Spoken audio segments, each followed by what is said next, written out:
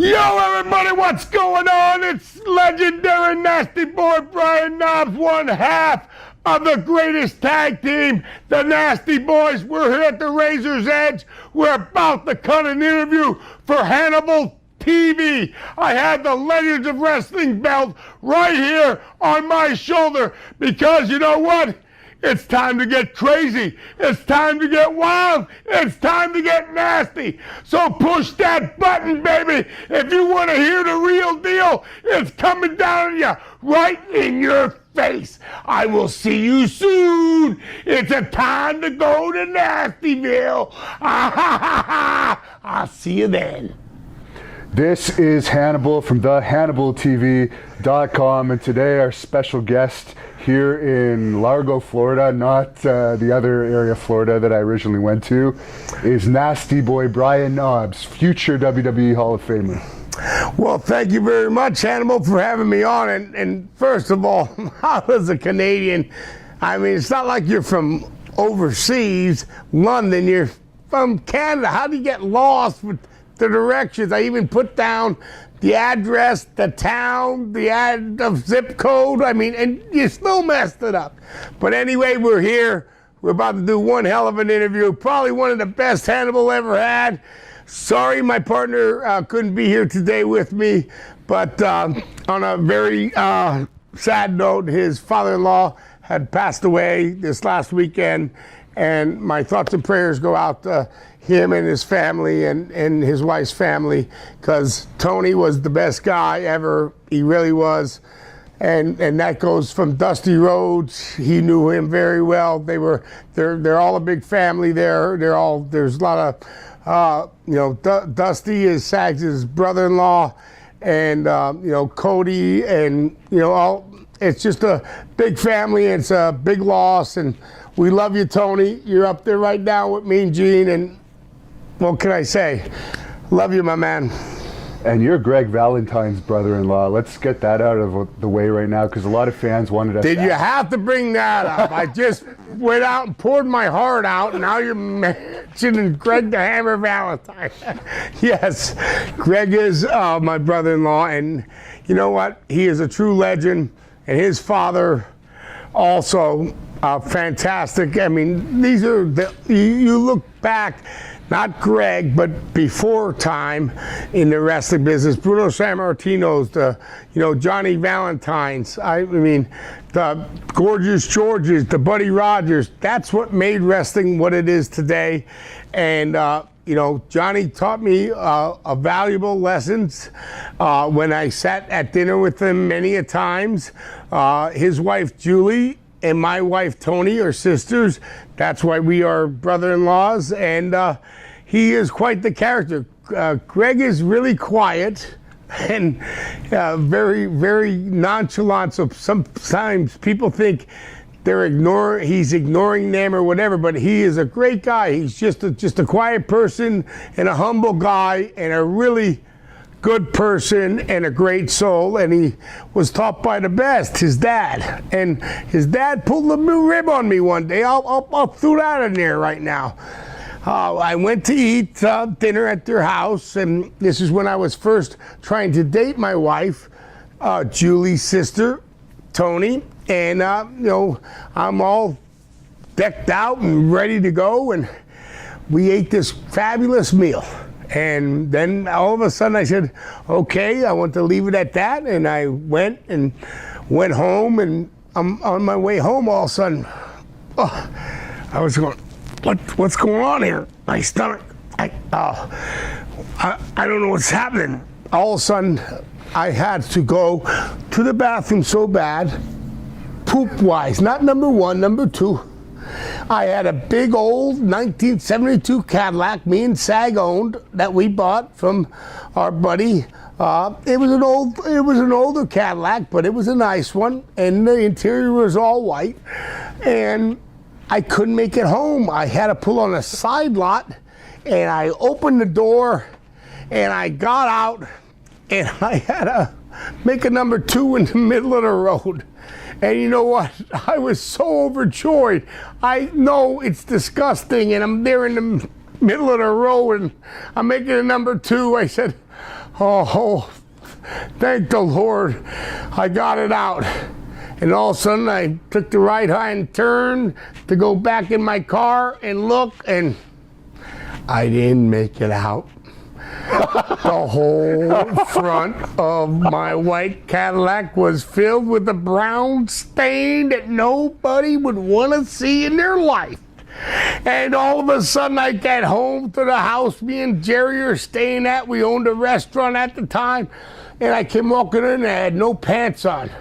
And Sags is in the other room, the big living room we had with the big screen. And he saw me walking in with no drawers on. And he goes, "Don't you have no pants on? What happened?" I said, "Greg's dad just ribbed me and put something in my food, and I just shit up the Cadillac. And it took me 5 hours to clean that son of a bitch. I love you, Johnny Valentine. You're one of a kind." At least his daughter was out of the Cadillac by the time that laxative kicked in. Well, actually, she stayed there at the house, so I just drove to meet them. So it wasn't, so I didn't pick her up for the date. She was already at, Greg's house with her sister, and I got to meet her, and they had spaghetti, and Johnny was right next to me telling the greatest stories in the world, and I thought, and then it didn't kick in till, I was on my way home, and I was going, oh no, but I thought I made it. Damn it, I didn't make it. I shit the Cadillac up on 1972. It was, I'm telling you, them are classics. But, okay, what's your next question? Well, according to the internet, you grew up in Allentown, and I was wondering if you became a fan because WWE used to do tapings in Allentown back in the 70s and 80s. Actually, yes, we did. Me and Jerry became fans, but way before then, they used to do TV in Hamburg, PA, Hamburg, Pennsylvania, and then they did that one show there, and then they did the other show in Philadelphia. I think it was the Civic Center, if I'm not mistaken, or one of the smaller buildings. But then there was a fire, and that building actually burned up, and they needed a place to go. So they said, what about doing Hamburg, which is about 40 miles away from Allentown, and do that Ag Hall. And you know what? They switched it, and then now it was in Allentown. But I used to go back all the way to the days back in Hamburg, and one of my thrills of my life was we went to the show, and we had me and my brother had big Superstar Billy Graham fans. We had Superstars #1, and we had them what is called screen painted on or whatever. So we were up there showing our shirts, and he was up in the ring, and he went, "Wait a minute," like he did this. And on TV, on one of Vince's TVs, the old TVs, he's down there, he goes, "Come down here, kid." I came down here. He took off his Adidas shirt, and I gave him the shirt I made for him, Superstar Billy Graham shirt. He took it and put it on, and I was so amazed. It's on television on one of Vince's old shows, and I wish I could find that. I would like to ask Vince if I could have that, because that's when I was a real little kid, and I was so excited. And you know what? When I put it on, the shirt draped me like it was a wedding, not a wedding, but a sleep, like a sleep thing. And then, 25 years later, now I can't even fit into it. Not that I'm more muscular than Billy Graham, but I got a little bit fatter, I got a little bit bigger. Not a damn thing don't even fit. I'm ready to call him and say, "Send me a 5X instead of a 2X, damn it." Now, on that subject, I've done 3 interviews with Billy Graham, and I became pretty good friends with him. He always says he could have been a great babyface if they had turned him babyface, and a story like that makes me think that as well. What's your opinion on if they'd made him babyface? Yes, he had to talk. He had to get the gab. You go through the the different characters of the different ages of pro wrestling, and the guys that could talk and the guys, that weren't so great on talking. Like, not on his later years, but like Bob Backlund. He wasn't great at doing interviews in the beginning, but at the end when he became crazy, Bob Backlund, now you can't shut him up. Well, that's his real character, so it was easy. But you come on, the American Dream, Dusty Rhodes. There ain't no better than him. Ric Flair, there ain't no better than him. But so I would say yes, they definitely could have made him babyface. But now on the other note, let's go back, and not as old as Billy Graham, let's go back to another good friend of mine, Rick Rude, that never wanted to be a babyface. He liked playing the part of the bad guy, the heel, and he was good at it. Yeah. And he looked great, and he did his job in the ring, and the people hated him, and he drew a lot of money. So it's tit for tat. You don't know what went on back in them days, but now everybody, as they get older, go, well, if they would have did this with me, if they would have that with me and SAG have no regrets at all. I mean, another thing I'll bring up right now, if you wanted to bring it up later, is this, I think it's gone now, this concussion bullshit lawsuit. That was thrown out. You signed on the dotted line. You knew what you were getting into. I'm so sick of these guys going, oh, God, if it wasn't this, I wouldn't have. You knew what you were getting into, and you wanted to be a pro wrestler. And back in the day, before them guys, we did have no doctors in the locker room. We did wrestle with concussions. We did do this. We did do that. But I am not a participant in that lawsuit because I signed on the dotted line, knew what I was getting into. Okay, it's a tough business. If you don't want to be in, get the F out. Get the fuck out, okay? That reminds me, I'm going to ask you about this wrestler. I don't know if you heard about it. I don't even remember his name, but apparently they were going to give him a push and a match against John Cena, but he had an anxiety attack, so he ended up no-showing the Raw and SmackDown where they were going to start his push. Did you hear anything about this? I guess he was an NXT wrestler. Like, should you be in the wrestling business? You know what? That's not the Nasty Boys. You know what I mean? So the Nasty Boys signed on the dotted line. We knew what we were getting into, and what we were getting into was a tough business. Football, baseball, basketball, NHL, but there ain't nothing tougher than pro wrestling.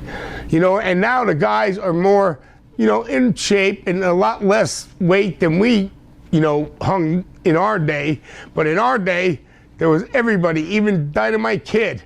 They was jacked to the max. Whatever it was that got them that way. But everybody was big. Everybody was 250 and above, and Vince liked the big guys, and that's the way it was. And you know what? We happen to be big guys because we ate a lot of fast food, and we did a lot of non-training. We were the opposite of being in the gym. And let me tell you, that got a lot of heat after we won the belts because we came in at the gym that was owned by Jim Younger and the Road Warriors in Minneapolis after we won the championship. Yeah. And we were eating ice cream cones with the belts on, and it pissed everybody off because the Road Warriors were there for about a year now, and they still didn't win the belts. And we came in and the best match we ever had in the world, I'm telling you, was against the Hart Foundation, and that really stamped us as our legacy to being who we were. And there was no better people to wrestle than my great friend Bret the Hitman Hart and my dear friend that I miss. I was at his funeral, Jim the Animal Neidhart, because he was one crazy son of a bitch too. And us crazy son of a bitches stick together. And there were a lot of them back in my day, let me tell you that. And I wasn't going to ask you about this, but you brought up that you were friends with Rick Rude.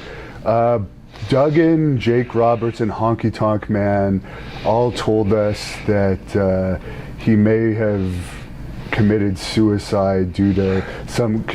Bullshit.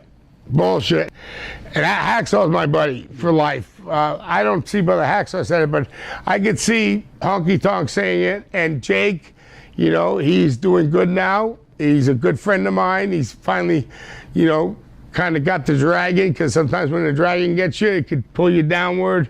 And he's helped me too, with the drinking and all that stuff. And so I don't know why they would say that, but everybody in a different mood at a different time. But no way, no. Rick loved life. He was a great guy, and no way in hell did he commit suicide. That's so effing bogus, unbelievable. And according to your online profile, it says you actually started wrestling in the AWA. Is that correct? That is correct. We actually went, and if you want to know, I'll bring you back a little ways. SAG had a scholarship for football, college football. I was in the Army. And you can dig in. I'm not going to tell you everything on these things, because Hannibal, you're the guy, but I don't want to tell. I got to write a book yet. You know what I mean? All these guys get their books. Hacksaw's book, he's told half of our stories. And I told Hacksaw, what's up with that? He said, whoever writes the book first tells the stories. So I can't tell all the stories. But anyway, going back in the day, we were crazy. And we all grew up together. I've known SAG since I'm 10 years old. We played Little League together. I was left fielder. He was first baseman. We were kind of heavy. Life went on. We were in high school together. But after all of that, he had a scholarship for college ball, and I was in the Army. And a couple of my buddies, it was on the buddy system, coaxed me down. Get in the Army, this is great. So when I got in, they were already getting kicked out for different reasons. And SAG got kicked out for hitting a hall monitor over the head with a keg of beer in college. I guess they had a party in the dorm, and the hall monitor came up talking shit, and SAG took the half keg of beer and knocked it over his head. And before you know it, Jerry's scholarship went down the drain. Is that a football scholarship? Yeah, full scholarship to Virginia. It was supposed to be for Virginia, but he went to Ferrum College to get his grades up. Okay. So that's a real deal there. That's why he wasn't in the NFL. Yeah, well, he was just trying to, he was a good football player back in the day. And then I went in the service and, went through basic training, was there for about 2 years, whatever, and then they started this weight program. I always said I punched a sergeant. As a nasty boy, you want to make yourself look big. I punched a sergeant, and he's out of there, and, then they got rid of me. No, it was about weight. And at the time, the weight was supposed to be 208, and I was 210. So I came back home. I had a 30-day leave, and SAGs just got kicked out of college. And SAG goes, how do you like it in there? I said, well, man, I've been in now almost 2 years, and I like serving my country and this and that, but, everybody left. Lorenzo left, Hoots left. I said, I'm down there by myself. And I said, but they're going to kick me out if I don't lose the weight. And he goes, really? Well, we have a lot of food around here. Why don't we start just eating? So for 30 days straight, me and Sags ate about 35 cheeseburgers from McDonald's a day. Just sat down there and wolfed them down. And I came back from the Army at 275, and they went flipped out. They said, my real name's Jendrizovitz. So they said, Jendrizovitz, if you don't lose that weight, you'll be out here in 30 days. I went, really? I tried, but to lose, I was 210, now I gained 50-some pounds. I couldn't do it, so I got out on an honorable discharge. Okay, so let's put that in the fact, and I was back home again, and then we were causing trouble, and really getting a lot of maybe getting too much trouble that maybe the law might get involved, that we're going to be spending some time in jail. So a good friend of ours, Matt Millen, 4 Super Bowl rings. He played for the Oakland Raiders, the LA Raiders. He played for Washington Redskins, San Francisco 49ers, and he went to Penn State, and he's one hell of a guy and a mentor to us. He's about 5-6 years older. He called us down, and to his house and had a real serious conversation with us and said, if you guys don't straighten up, you're going to get thrown in jail. I'm just telling you guys, you're going down the wrong path, and you need to do something. And then he looked at me, he goes, Knobs, you always like that pro wrestling. Why don't you try that, you and Sags? So then we proceeded to bug George the Animal Steel. God bless his soul, he's not here no more. But George, great guy. And our buddy that ran the Quality Inn in Allentown knew these guys. They always stayed there, and there was the George Washington Motor Lodge across the street. This is 80s. Back in the 80s, in Allentown, and when they were doing TV there. So we bugged George so much that one day he had some person in the car. I don't know who it was, so I'm not going to explain who it was, but maybe people could figure it out that he had somebody in the car and he wouldn't even want to be bothered. So he bothered him, and then finally the next morning I get a call at like 9 in the morning, 10 in the morning, and George is going, hey, we're down here right now. You come down, we'll see what it takes, if you have what it takes to be a wrestler. Well, in his mind, okay, he had Jimmy Superfly Snuka, Bob Orton Jr., he had Mr. Wonderful, Paul Orndorff, and there was one other person in there. They were going to stretch us. They were going to beat us up. But we were working. So I told him, George, I said, thank you very much, Mr. Steele. I was calling him Mr. Steele. And that's not even his real name, but I was calling him Mr. Steele. But he said, well, if you can't make it down here, I'll tell you right now, if you want to go to a school, you go to Vern Gagne School in Minnesota, and that will either make you or break you. And I said, really? And he said, yes. And then when I finally got a hold of Vern Gagne School, it was trained by Brad Reagans, who was in 1976, he was a bronze medal champion for Greco-Roman wrestling. And then in 80, we boycotted the Olympics, but in 79, he beat the Russians. Okay, so then after 80, we boycotted the Olympics. He went on and coached Jeff Blatnick to a gold medal in 84 Olympics. So we come in after that, and he is the trainer. So for 3 months, there was no ring. There was no ring. There was Olympic mats, and we got killed. Whereas 22 people started in our wrestling school. And me and Sags are the only one that stayed because our car broke down and we lived on the bottom of Brad's because we paid Brad money for rent too. So it was in Hannibal, Minnesota, and we were the only ones that stayed. So after we finally finished 6 months, after 4 months, the ring finally, I was going, where are the turnbuckles? Where's the ropes? What's going on here? And the worst thing I ever did was, at the time, Brad wasn't married yet, and his good-looking wife-to-be walked down, and I went, whoosh, whoosh. And she went up and she goes, that fat one with the mohawk just whistled at me.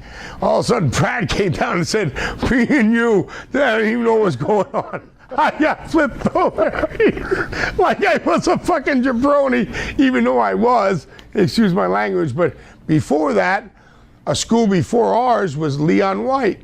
Van Vader, yeah. He went through the school too. You told us about that too. Oh yeah, and Brad threw him through the shower. Yeah. I mean, Brad was the ultimate, you couldn't get, but what's the funniest was, after they tortured you, I mean tortured you, man, for 3 or 4 hours, you couldn't even lift your arm. Then here came Vern Gagne, with his tie on, at 60-some years old, and the older wrestlers, they would take their ties off and then put you in these stretcher holes that you were in utmost pain, going, Lord! But that was the respect for the business. That's what the business is kind of lacking today, that respect. Okay, because after we got out of all that, we just didn't shoot up and go right into the wrestling world. No, we drove the ring truck. 6 months, 4 months, 6 months on that. Then we refereed. the reason we weren't driving the ring truck any longer because the ring truck didn't show up to a town one day. And then the other time was, you know, like Mr. Perfect, Kurt Hennig, my good soul, he took us under the ring because right after we were in the, you know, wrestling in the school, Brad Reagan's called Kurt up and said, Kurt, I got a bunch of guys for you, man. I'm telling you, they're going to make it. They're meant for the business. Da-da-da. And Kurt's going, yeah, right, yeah. Until he finally met us because we came from Pennsylvania. In our area, in Pennsylvania, the Allentown area is just like the area up in Minneapolis. We try in Plymouth and Hannibal, and, you know, that's where Brad grew up. But, I mean, I'm just telling you, it was just that kind of you know situation, and I'm going to tell you it was good. It taught us a lot about the business, and the reason we lost the ring truck job because all of a sudden Kurt's driving and he's with Jimmy Snuka, Colonel De Beers, Buddy Rose, and they went and they're late. They're the main eventers. They went, hey, that looks like the ring truck. And Jimmy goes, Butter, that can't be the ring truck. We're late. And all of a sudden they pulled aside. And it was me inside because we were out with them guys the night before. And the ring truck was late. So then after that happened, we were late for the show and we got cussed out. You know, and because we were young in the business, we were the guys that had to get Jimmy Snuka to the towns and make sure he's there and all that stuff. And after that, the ring didn't show up to the town, but it wasn't our fault. Somebody else blamed it on us, and they got the schedule screwed up. So then we get called in the office from Vern, and Vern goes, never in my 35 years of running the wrestling business has the ring never shown up to the town. So we never had to do the ring again. Yeah, they took us off the ring duty, but the ring didn't show up to the town. There was a full packed house and no ring. Did they do the show? No, they didn't do the show. No, so we really got butchered, but it wasn't our fault. I promise. That happened to us once, and we ended up using a local boxing ring because we didn't. Well, some guys wrestled on the floor back in the day, you know, when that didn't happen, but they didn't want to do it. You know what I mean? So I would never turn down a gate. But so how did you end up in Tennessee after AWA? Because that's down. We got fired. Okay. we got fired. Hey, we got fired about 3 times from AWA, and Wahoo fired us. You know, and then all of a sudden he goes, if you had, you know, so we thought we were fired, and then a week later, Wahoo calls and he goes, hey, you dumb assholes, if you want a job, we got you one down in Tennessee. Down, you know, you go down there, you know, it's Jerry Jarrett and Jerry Law is running it. You go down, they're ready for you down there, and tell you the truth, going down there was really, we had a great time in AWA, but it was a larger federation at the time because at that time there was only like 3 big federations. There was WWF, AWA, and WC Crockett. It was NWA, not WCW. I'm sorry. So but there were still smaller ones around. That's before everything got crushed. And we went down there and we wrestled every night. Every Monday night was Memphis. Every Tuesday was Louisville. Every Wednesday was $50 Evansville. Thursday was off. Friday was some bullshit bumfuck town, wherever, Arkansas. And then Saturday morning, live TV. You'd think the Nasty Boys were good at being young at 25, 24, 23, running down Beale Street to 5 in the morning and getting on TV, you know, at 10 in the morning. Oh, it was classic, man. But working every day is what helped us really get our, you know, work together, our job together as a tag team. And in professional wrestling, because you're working every day and you're working in front of a crowd, and the fans down there were awesome, and it actually was a very, very fantastic territory to work for. And Marty Jannetty talked to us a little bit about being roommates with you guys, which he said it was great. But any memories of being roommates with the Rockers? It was great, but they were never. They just, because we knew them from Minnesota. In Minnesota, me, Sag, and Sean were together in the same room. Sag had the queen size, and it was a king size, so I slept with Sean. And no pun intended, everybody out there, all you haters. We were good friends.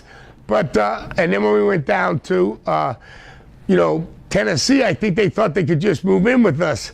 But the funniest thing was we had a fake fireplace. So Marty slept on the floor, Sean was on the couch, and me and Sag it was a 1-bedroom now, not 2-bedroom. And Sag and me slept on twin-sized beds in the one room. And so we woke up and something was smelling the smoke. Well, what the hell's going on? And it's a fake fireplace. It's a gas fireplace. Marty's throwing all his bills in there. He almost caught the whole apartment on fire. What the hell are you doing? Yeah, we had to put the fire out. He thought it was a real fireplace. There was a chimney, but he was in that mode and having a good time.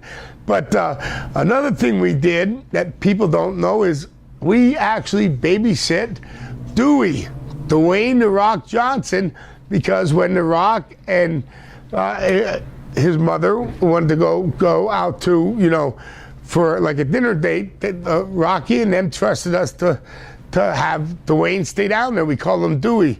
And we fed him a couple beers now and again, and he still mentions that in his day. And so he said something at the 2005 Hall of Fame with Hulkster, and he said to my wife, your kid fed me beers when I was 12 and 13 years old. And I went, well, you know what? It must have did pretty good, because you're making $178 million a year. Hey, how about a kickback? But Dwayne turned out to be one of the greatest guys, and the family is another wrestling family that they brought him up the right way, and all about respect.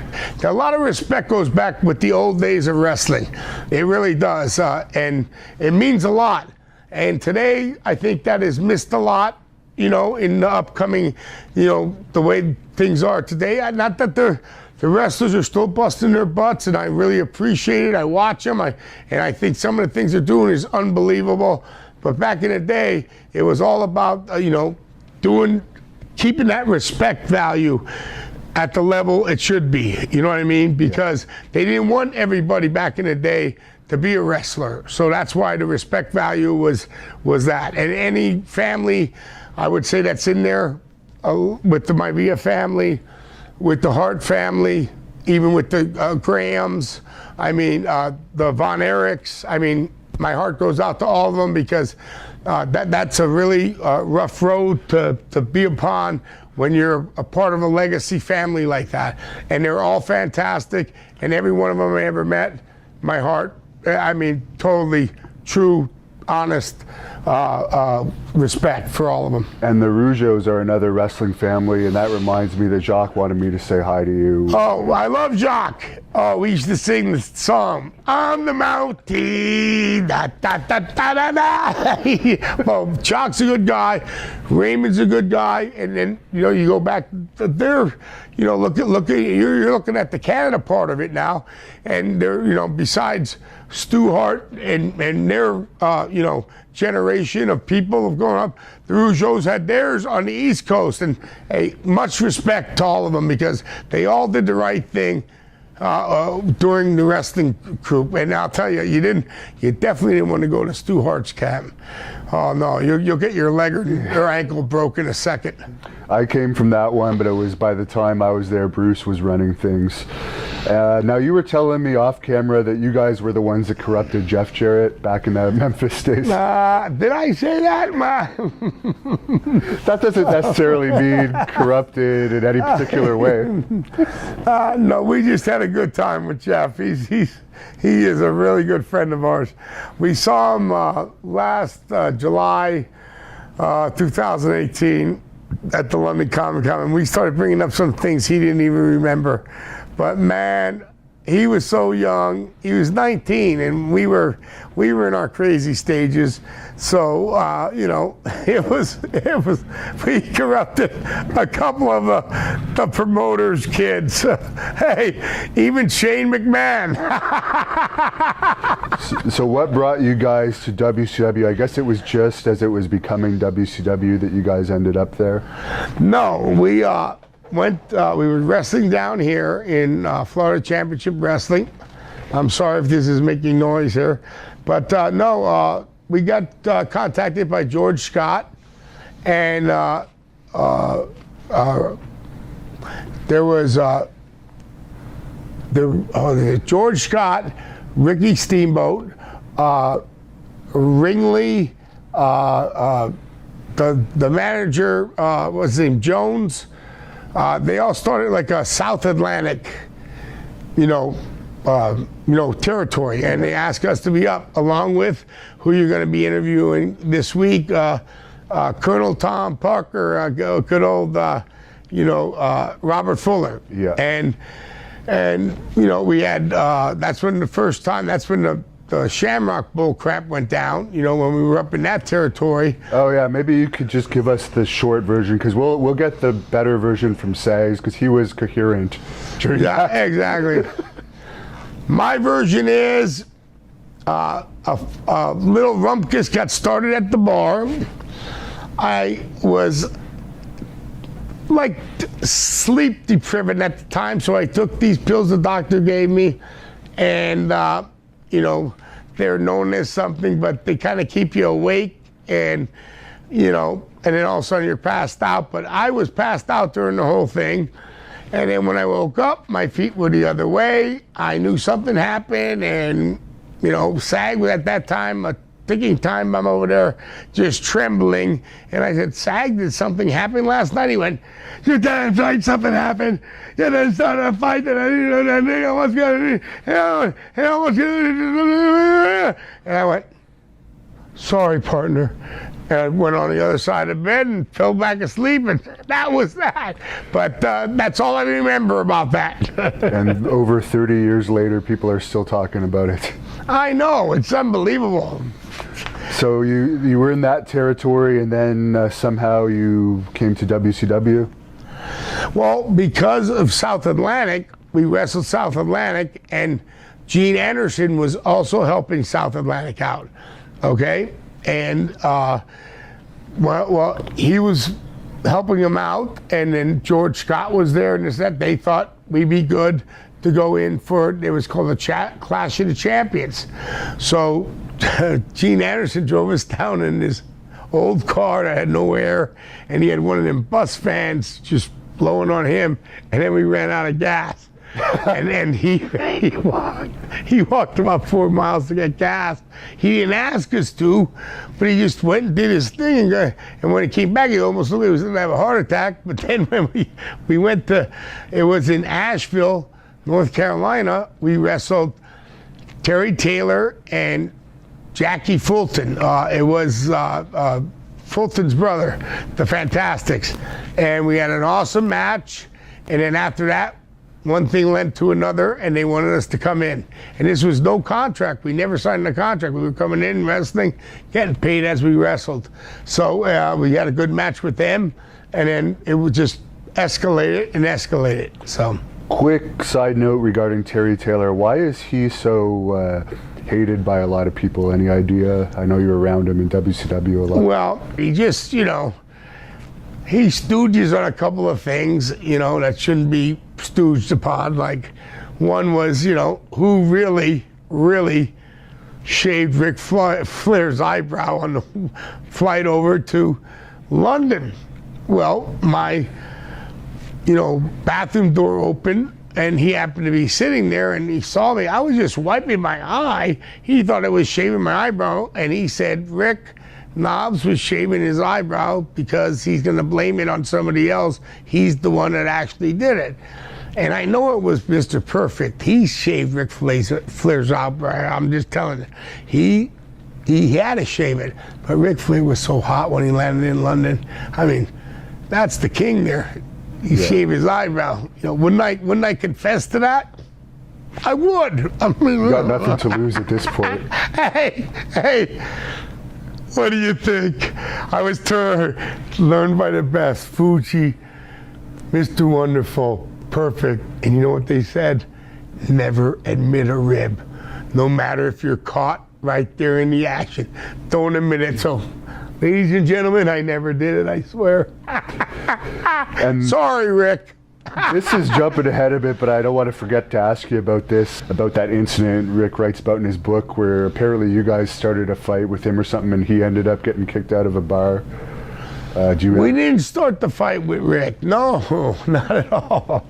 We were having a good time, and there was this guy, and his name is Robbie Kanoff, and he was with San Francisco Toy Makers, and Rick brought him to Vince to make the new action figures, and we were at the China Club, and he kept on going. He's Jewish Lightning and cutting a promo and this and that and the other, and then it was me, Hulkster, Brutus, Sag, Beefer, and we're all around him. He keeps jumping in again, and finally, like the fourth time he jumped in, me and Sag just ripped his three-piece suit off down to his underwear, right? And now Rick didn't do nothing then, but after Vince got, left, then Rick came up to me and said, for $5, fat boy, I kicked your ass, and started paintbrushing me, and I was already lit up. This was after, I don't know if it was after SummerSlam or one of them good matches at Madison Square. And I go, what the hell? And Sag jumped over the table and grabbed Rick. Then when Sag had Rick, I was like throwing some cheap shots over Sag's shoulder. And then the bodyguards came right in there, and because we were Hulk and everybody, they kicked Rick out. And they had him, they had it on tape for a while, but they had him going up the steps and they're grabbing him. He's going, "No, you know who I am, I'm Ric Flair." And they kicked him out. And the thing is, he had the best American Express card you could have, so there's about $5,000 worth of damage, and he got charged for everything. I apologized to him. He's my friend again and again. I love you, Rick. It's just, shit happens when the nasty boy's around. What can I say? We're one of a kind. If there was cell phones at that time, that would have been viral footage. Oh, thank God. If there were cell phones at the time me and Sag were wrestling, I tell everybody right now, shit you not, we would have had a job for maybe a day or two. That's it.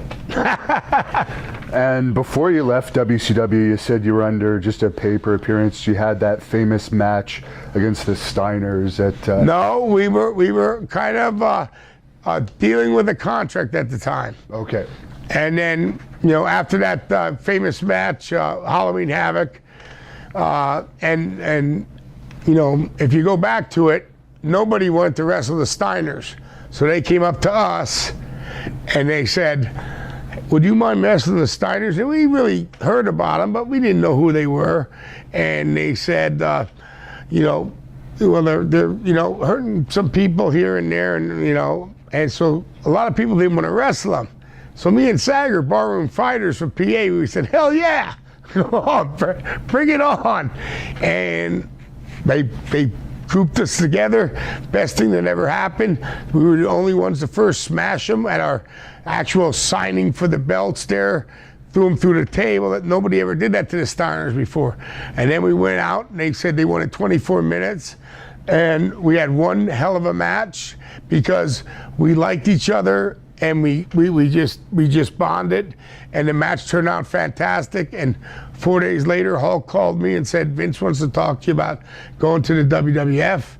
And I hung up the phone on Hulk and told him he was full of shit. But then later Vince called me, and it was for real, and the rest is history. And the guys that went in on that little crew from WCW were me, Sag, and The Undertaker, Mark Calloway. In November, we all came up from WCW together, and somehow Taker's still there, but we're not. Damn it, we might have made some wrong decisions. So did you become friends with Hulk when you were in Florida Championship Wrestling? No, we just became acquaintances. Okay. I only became really good friends of his, I would think, after even the WWE days, WWF days. It was when he was coming over to WCW, and I knew him, and we became better friends and better friends. So during the WWF days, no, there was no, me talking to him, hey, this match is coming up, that match, no. It was more WCW days, And I'm going to jump ahead to this story from Hulk's book because I don't want to forget it later. The thing with you and Rodman, the drink off when Hogan was in. Well, he called me down. I just flew in. It was a long ride, and I'm with my wife, and Rodman's trying to drink, and Hulk's not a big drinker, and at the time I was, and so was Sags, and I don't know. That must be from the area we grew up. We're Polish, Slovak, German. Yeah. Anyway, he was saying Rodman's trying to challenge him, this and that. So I, just packed my bags. When we landed, just put them in the room, me and my wife, and we came on down there and to the bar they were at. And first thing I did was I doused, I don't know what he had lined up, tequilas. He had like 40 some shots of tequilas lined up or whatever, and I downed about 10 of them. Then I jumped on him, knocked him right off the chair, knocked his do-rag off his head. I said, what color hair do you have tonight, motherfucker? Come on, you want a drink? And that was it. Boom, we went off. And to this day, me and Dennis are still good friends. And then I gave him an airplane spin, dumped him on his agent's car, I guess a $140,000 Mercedes, had a big trash. Next day, the guy tried to come up to me, hey, well, I said, hey, you challenge me. You worry about the insurance. So that was Bash at the Beach. Okay. That was the night or two before Bash at the Beach in Huntington. So when you came to WWE, did you have any talks with Vince before about what the plans were going to be for you? Not really. They just, we didn't know, just like the Royal Rumble, they put me in the Royal Rumble, and I just thought I was in there for a filler because they didn't use SAG. And then when I look, I was coming in number 16th, and I'm looking at the chart, and all of a sudden I go down, and I'm the last three in the Royal Rumble. I go, what? Are you kidding me? And Hulkamania was in its heyday there, So to me be in the ring with Hulkster, Earthquake, and me, which Earthquake was part of Jimmy Hart's Clan, and I felt the real wrath of everything. And then Hulk said, well, how would you like to get knocked out? And I said, give me the foot and I'll go backwards. And he goes, you sure you can handle that, brother? And I went, dude, you do it, no worries. And if you've watched the match, I don't even touch the top rope backwards. I don't even know how I landed.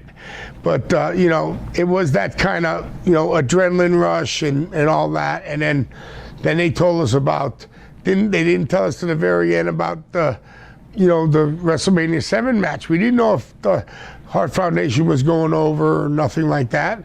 We didn't know that. I mean, that was all a surprise. Like 3 or 4 days before that, that's when we learned, they were going to give the belts to us. So it was real secretive back then, and I think it was good for the business. It kept the intensity up there, the intensity. One match I really liked of yours in WWE was the SummerSlam 91 match against LOD. Oh yeah, 91. Madison Square Garden. Yeah, and you can't beat one of the best buildings in the world ever wrestled is Madison Square Garden. That's like a cathedral. That's just like when we wrestled Royal Albert Hall in London. But Madison Square Garden is that kind of place. And yeah, it was finally time. They were there for almost a year or so, and it was no quabbles about it. We went out there, and that's another group of guys that we knew from the Minnesota era, because that's where they're from. They're both from the Minnesota era. I mean, grew up there and lived there, and and we just clicked, and then we always had good matches, and they were the Road Warriors. We knew what they were all about, and we had to do what we do to get them over, and also they let us have, they knew we were the Nasty Boys, so they knew we were going to do. So it was just a good mixture, just like we did with the Steiners, but it was in the WWF, and that made it that much bigger. That's what stamped us, man. Us winning the match against the Hart Foundation, that stamped us as our legacy. And then that second match, going to SummerSlam against the LOD, another match that just, boom, nailed us as, you know, these guys are somebody, you know. Did you ever party with Hawk? Yes. Any stories about him? Because I heard he's a pretty wild guy. Well, yeah, you know, put it this way, going out with Hawk, not Hulkster, but going out with Hawk, it was like what he would always say. You know, I would say, what are you doing today, Hawk? You know, hey, Hawk, what are you doing today? He would go, anything I want. You know, and that was his lingo of him being him. But going out with him was the best time ever because he would tell the greatest stories. You know, we've been through a lot of stuff together.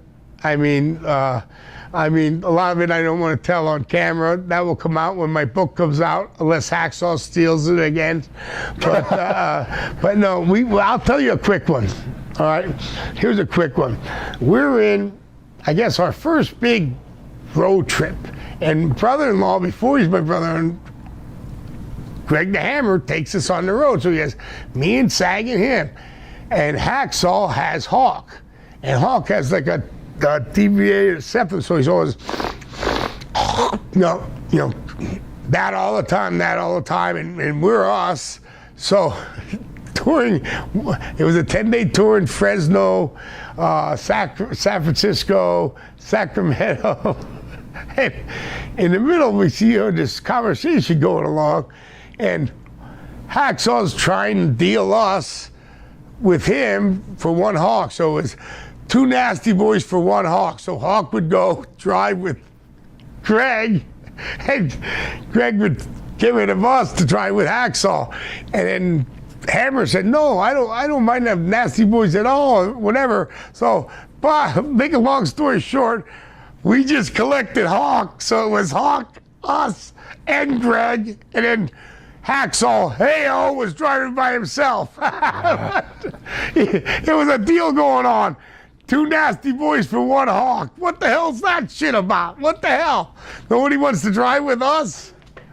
And what about the situation where I guess you farted in Miss Elizabeth's face? Not me, Jerry. Okay. And it wasn't, we're on a flight, 8-9 hours to England, and it wasn't in her face. He was a little amount up from her, and the bags are all laid around, so when he bent over to pick up his bag, she was bending over to pick up her bag, but her face wasn't right by her butt, his butt or nothing.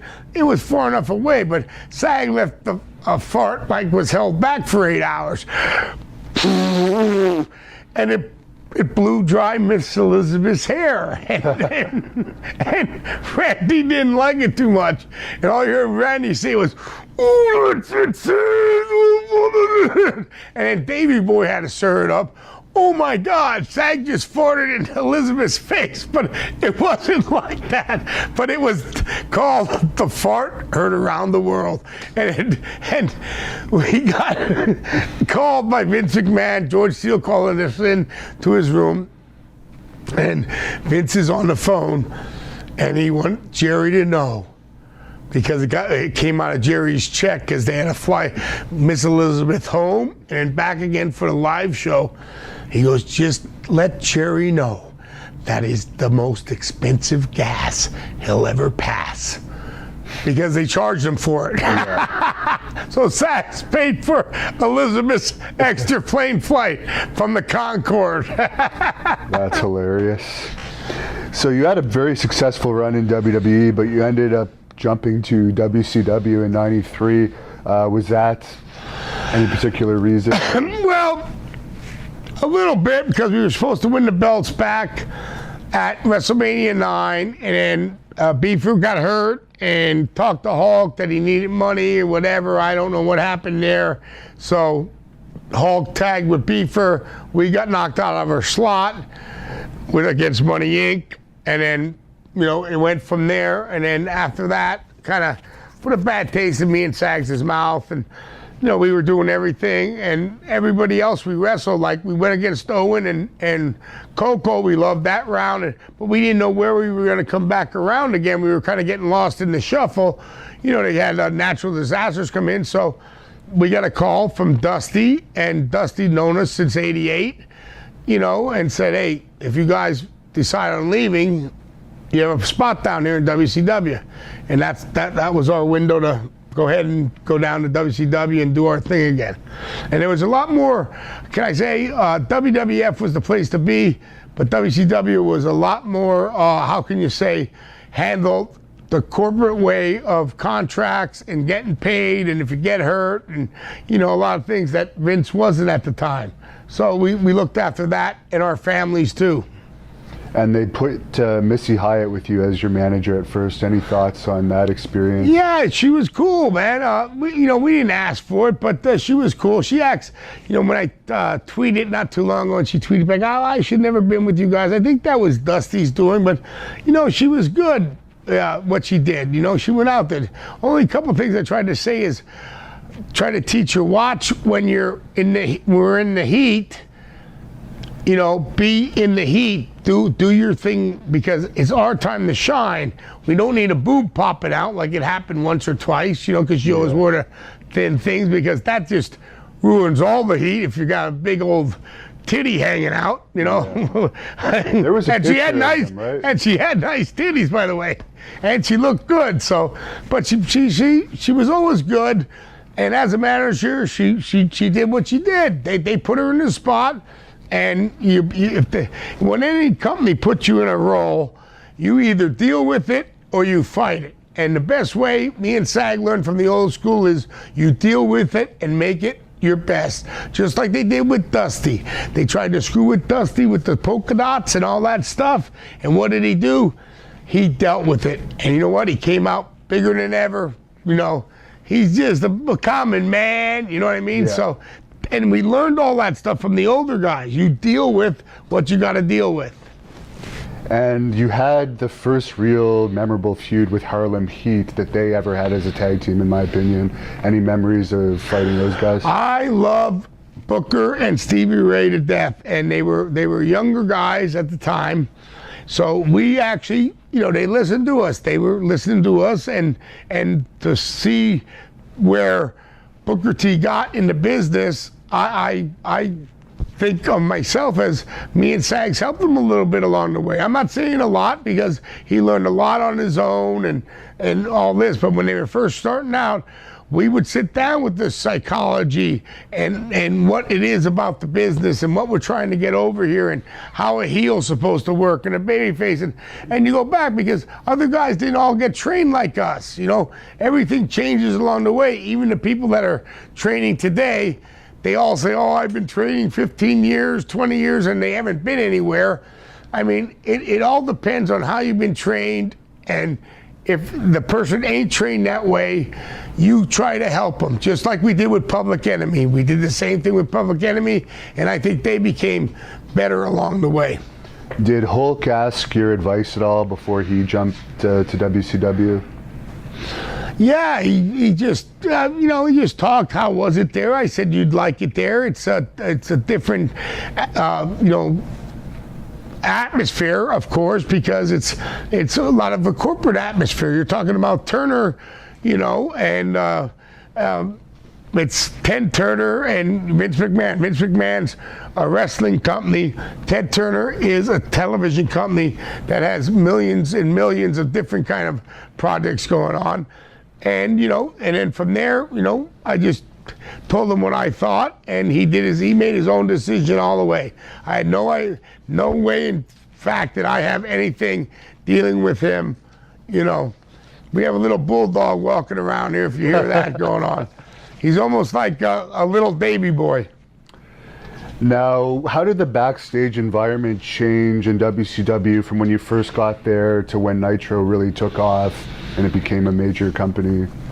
It was good. I mean, it really was good. I mean, everything was, the same thing it was, and it was going, and then, and then it changed a little bit when the NWO got there, because things kind of changed. There was total like changing of the guard of everything.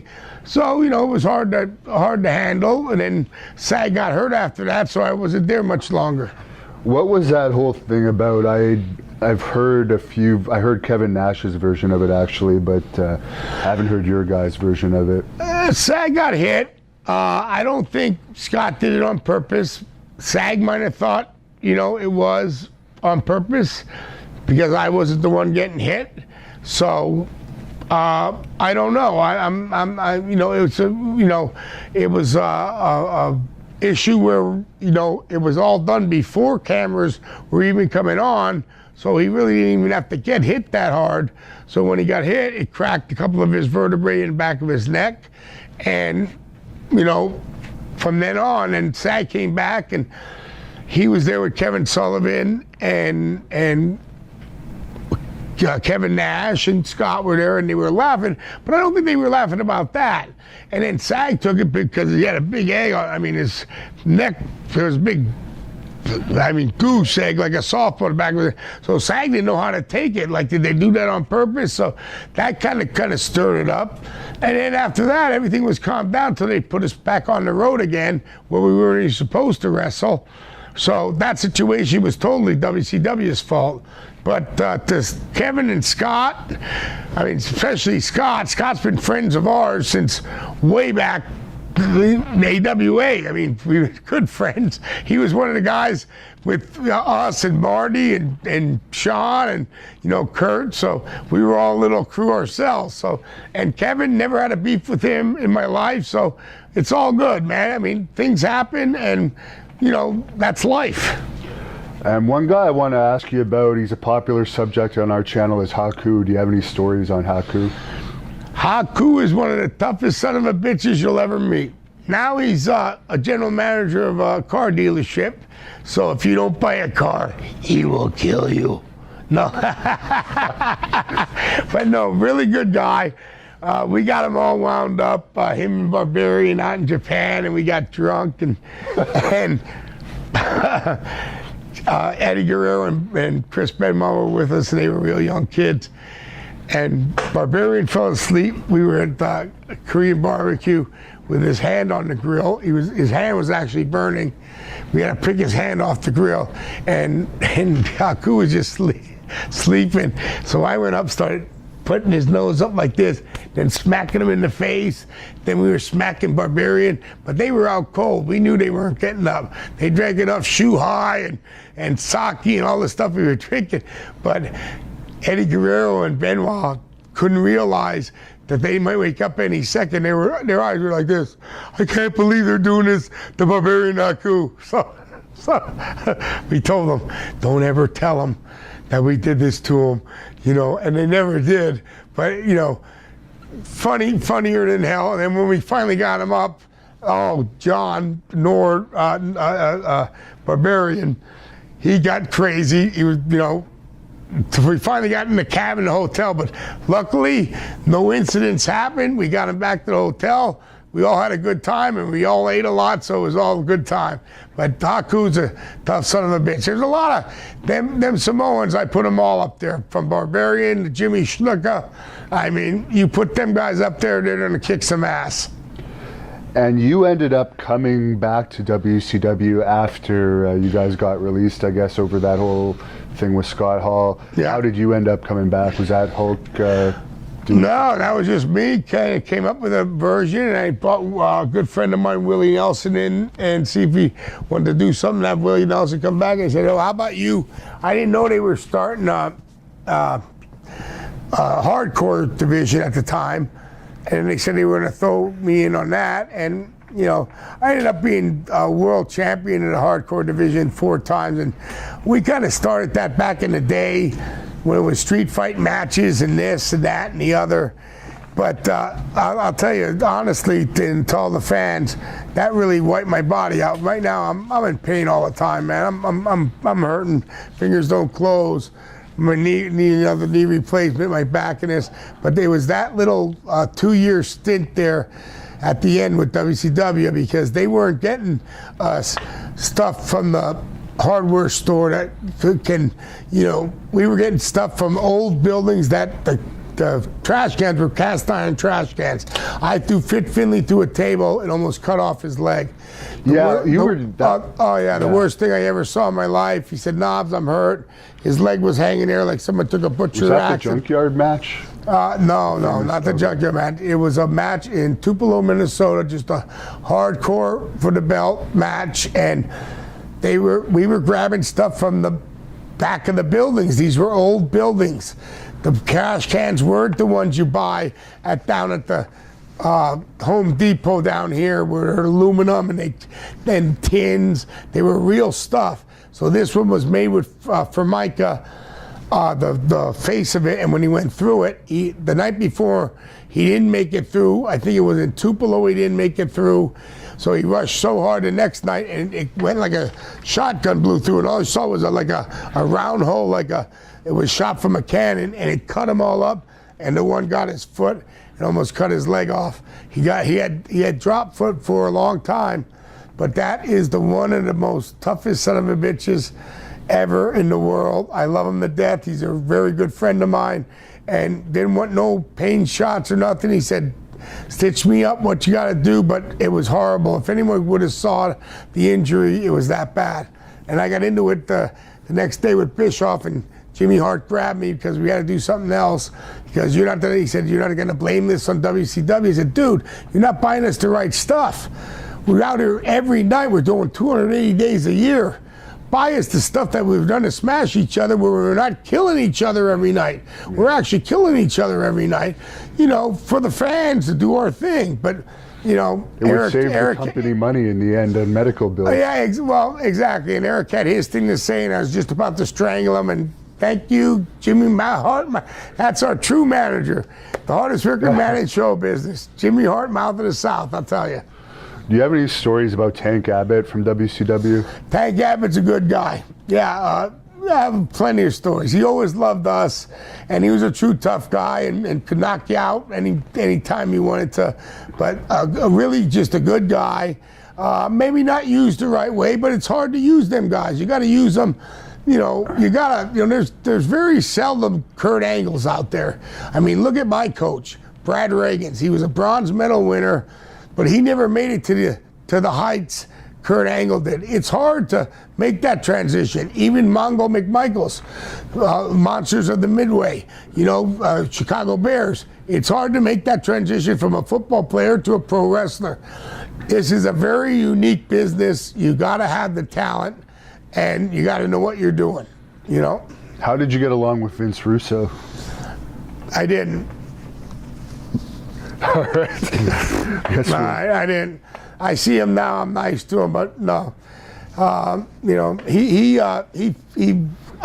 me, he kind of rode a gravy train that maybe he shouldn't have been on. But it is what it is. Whether they say they gave all the answers back in the day when they were with the WWE or WWF, they didn't.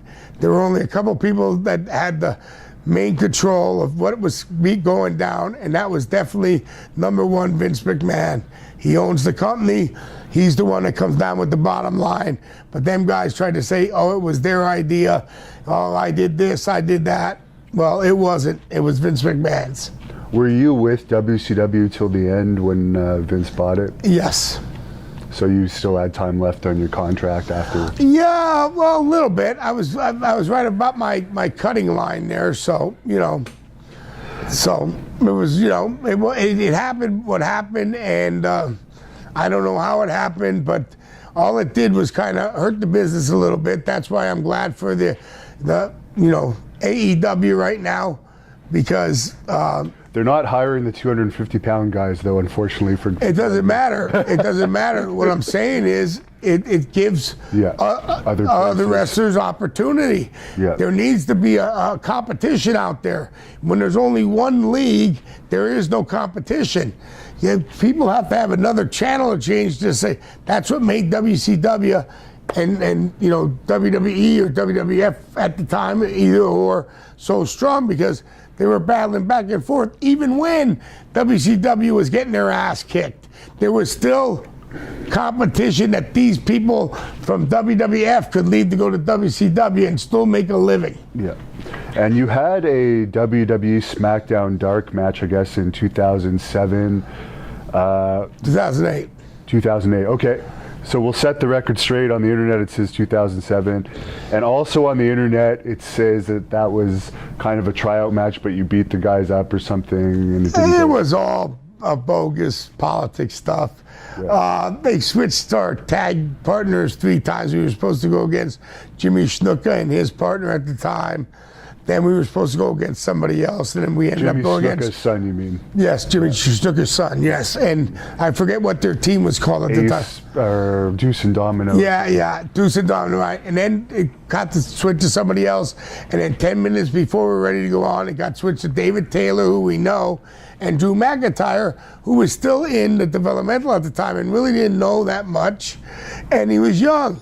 You know, now he's doing great, and he's a good friend of mine. I, met him when I was doing Hogan Knows Best. He came to see us. We were in Panama City with the midgets, and I was doing the MCW show. It's called Micro Championship Wrestling with Hulk Hogan, and we had a good time. And I'm glad he's doing good now, but he was too young at the time.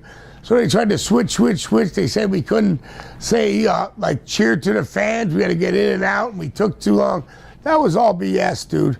We went and did our match. The match wasn't bad at all. They were cheering nasty. And I just think sometimes it comes down to politics, but we didn't do nothing wrong in that match. I know a lot of things were said, but that's not true. So, let everybody say things, I do remember reading you got one of the biggest pops of the night, if not the biggest that night. Yes, we did. And they were chanting nasty. And there were a lot of fans around the ring. So what are we supposed to do? Go right to the ring. That's what they were telling us. Go right to the ring. What are you talking about? We're in our hometown. People are cheering us.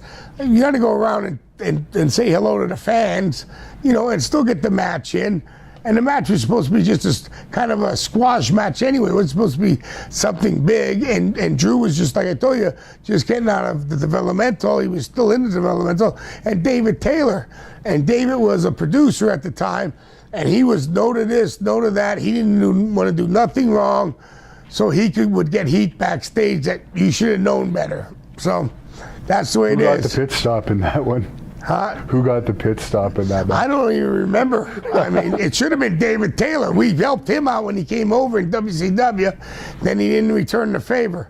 He's not like Lord Regal. Lord Regal's a good stand-up guy. He is good friends of ours and a good stand-up guy. Taylor is funny, though. And the few times I've met him, he's a pretty funny guy. But I never. We'll ask him about that next time. Why did he screw the Nasty Boys? I will. I don't know if that would be worth paying for a shoot interview with him. Nah, really? No offense. What are they paying for him? 20 cents right now?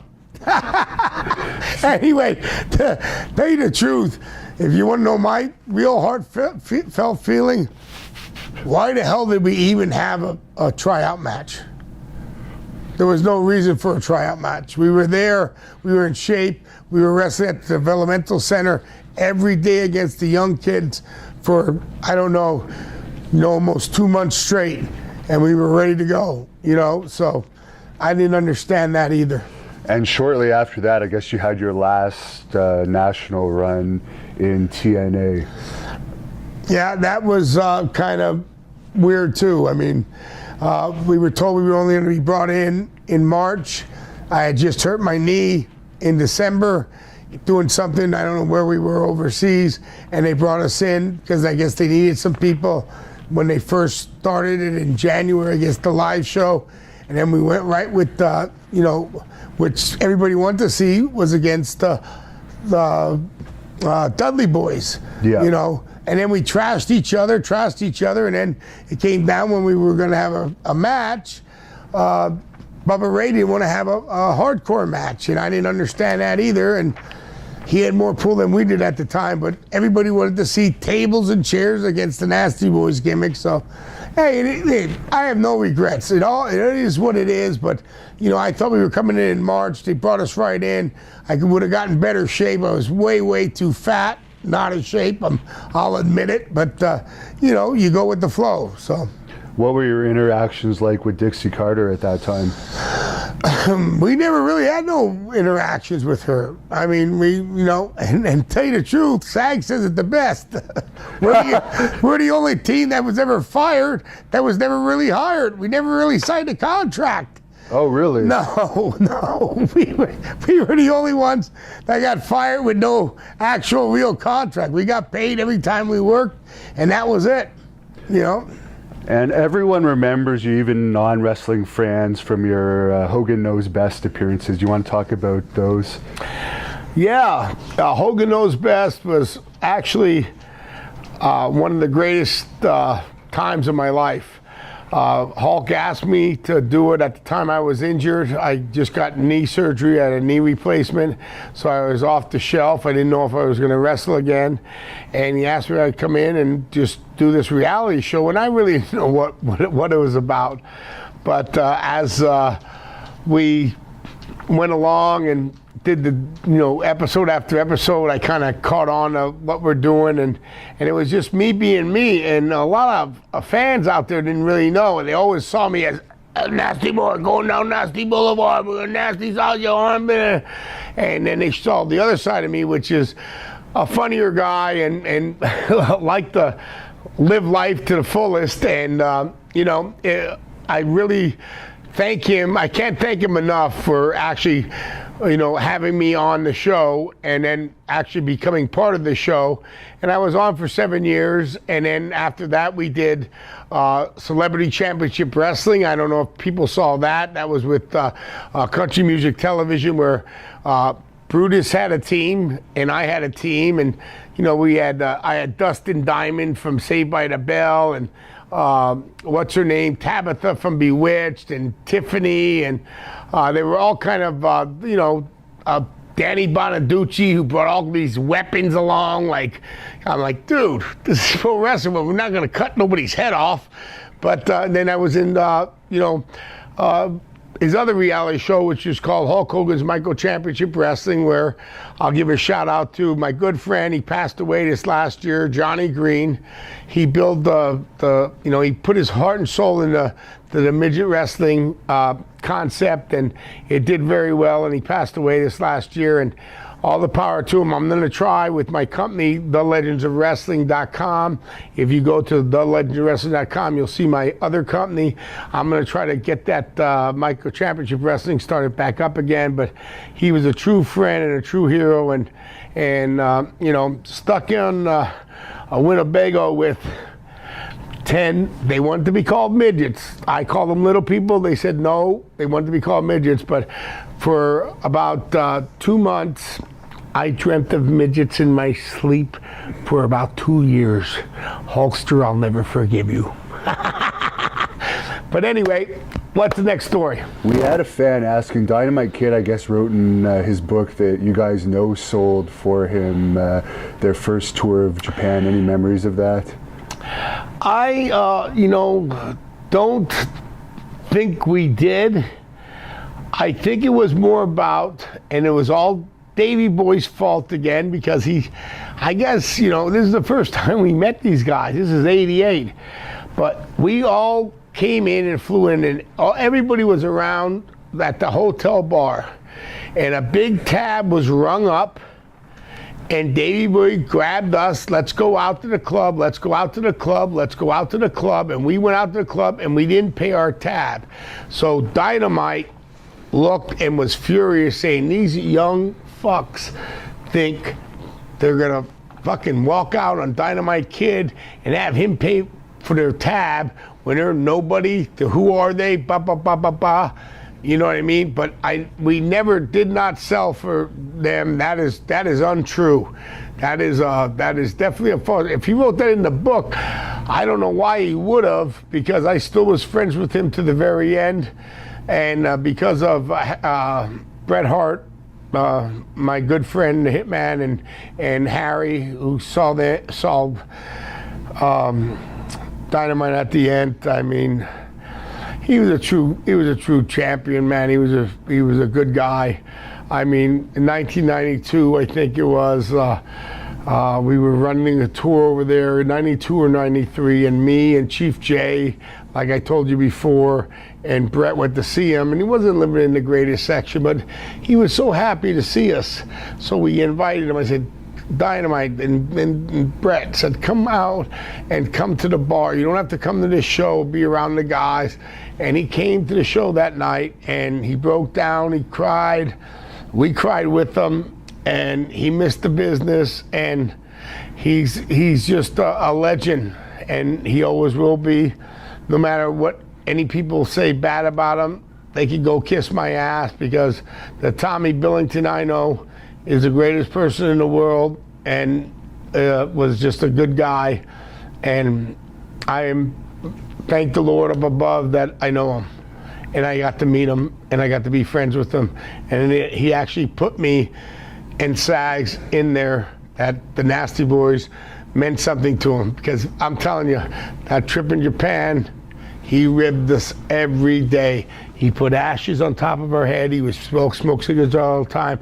We were his human ashtrays. We didn't even know it. Our hair would be burning and we didn't even know it, but he'd pull so many ribs on us. He would call Abdullah the butcher at all hours of the night going, heavy champ. I mean, it was classic. But anyway, love you guys, but Dynamite Kid is the tops with the Nasty Boys. And someone's asking, what's your opinion of Brian Pillman's tough guy reputation? It's not. Brian Pillman was a great athlete. He wasn't a great fighter. I mean, if you could have saw him and Tom Zink fight, it was like two broads fighting on a Sunday night, you know. But I'm not cutting him down. So I don't want his son getting mad at me. Brian is a true professional, and actually, anyone that did what he did play for the Cincinnati Bengals. You know how hard that is to get in the NFL, and then he was a superstar in pro wrestling. He had the talent. He was a great person, and he was a great friend. He stayed at my house on different occasions back in the 90s. And I met his son just recently, and he's a spinning image of him. And nobody can replace Brian Pillman either. He is he's a guy that was brought up in the right way, up in the Calgary section of, you get brought up by Stu Hart, you're going to get brought up the right way. And so no ill wills ever. But fighting-wise, no, not as big, okay? I saw him and Tom Zink in a fight, and it's not nothing to be bragged about. It's not like Tyson in the ring. But anyway, thank you for that question or answer. Someone's asking if it's true that you punked Matt Damon at a bar in Boston. No, we didn't punk. It was actually that's Stevie Ray talking. Actually, that was in a bar in Knoxville, Tennessee. He was doing the Rainmaker, I think it was, with Danny DeVito, and he was the guest lawyer.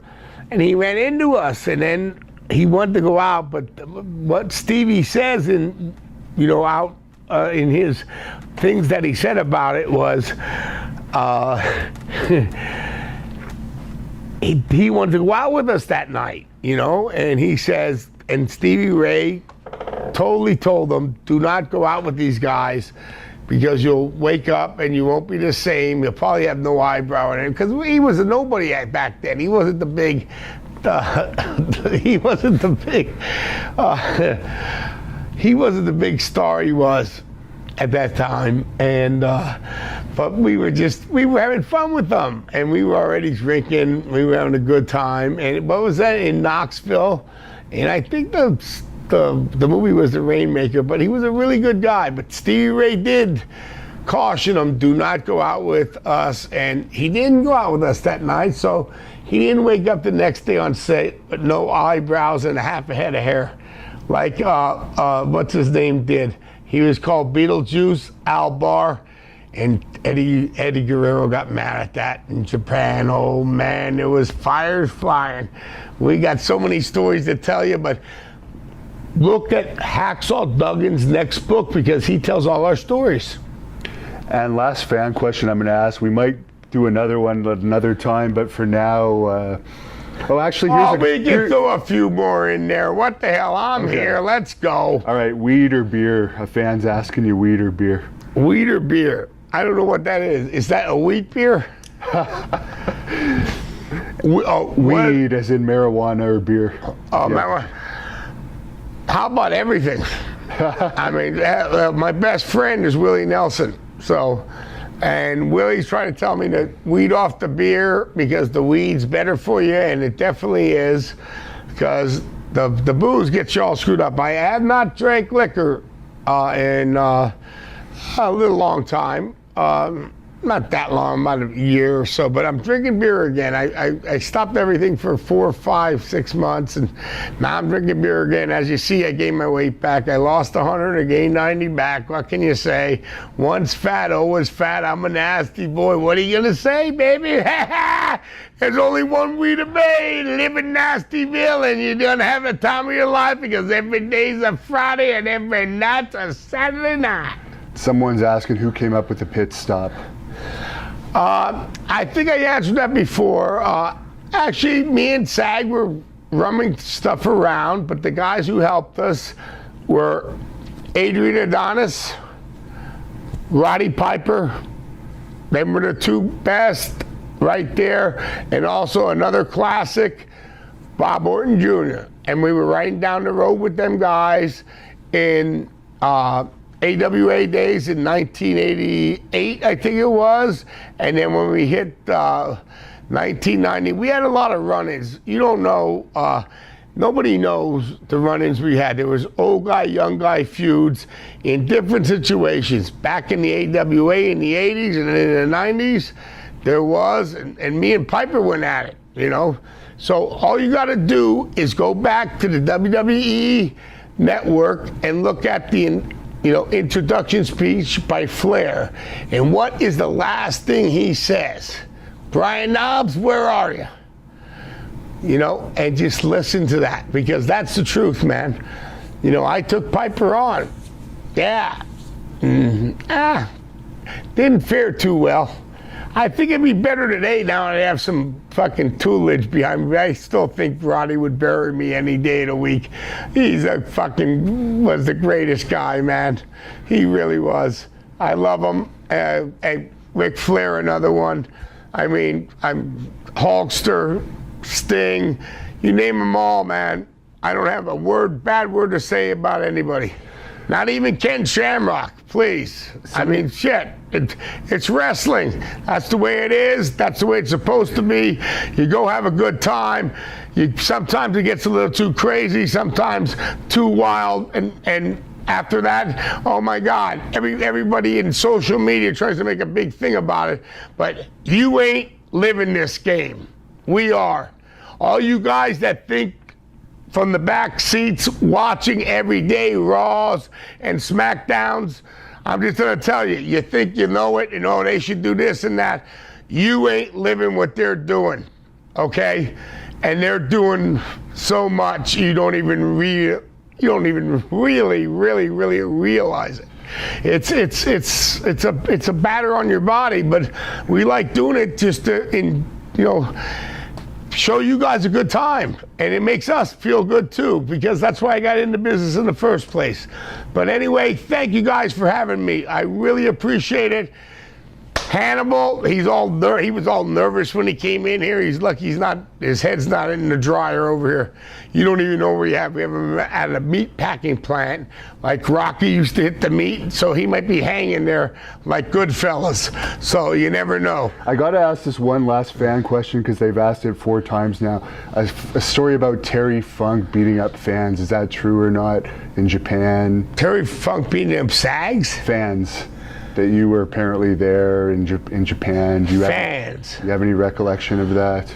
Listen, Terry Funk beating up fans, Stan Hansen beating up fans, Tiger Jet beating up fans, Abdullah the Butcher beating up fans. Hey, Terry Gordy, God bless his soul, beating up fans. When they got off the bus, they were kicking the shit out of everybody. And you know what? This is one of the most incredible things I ever saw in my life. I got into business in '85. So in 1988, we finally got our really big shot from Dory Funk Jr. Thank the Lord. Dory Funk, he's still out there wrestling, great guy. He got us booked on the Baba tour. That was the old Japan, and it was a tag team tournament with the Bulldogs and everything.